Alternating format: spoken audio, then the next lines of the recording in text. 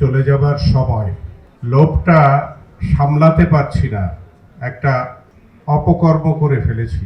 চলচ্চিত্রে দারুণ খরা, সেই খরার মধ্যে হঠাৎ শুনলাম হোটেল সোনারগাঁয়ে একটি ছবির মহরত হবে। ছবিটির নাম গুলশানের চামেলি।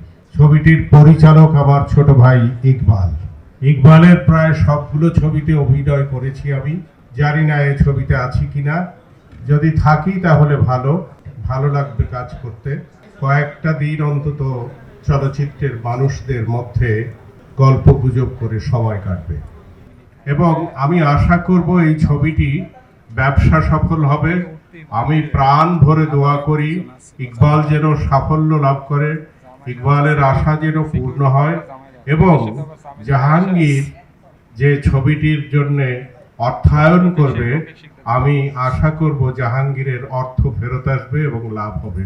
আপনারা সবাই চলচ্চিত্রের মানুষ, চলচ্চিত্রটির জন্য দোয়া করবেন। চলচ্চিত্রটি যেন ভালোভাবে তৈরি হয় এবং মুক্তি পায় এবং ভালোভাবে ব্যবসা করে।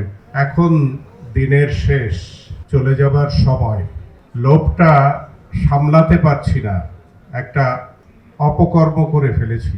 আপনারা এখানে যারা প্রযোজক সমিতির ভোটার আছেন তাদের প্রতি অনুরোধ, আমি অপকর্মটি করেছি হলো কোনোদিন প্রযোজক সমিতিতে কোনো পদের জন্য দাঁড়াইনি।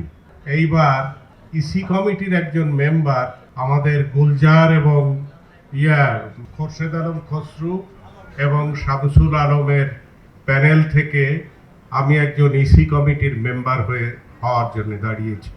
আপনারা আমাকে দয়া করে ভোটটা দেবেন, নিরাশ করবেন না।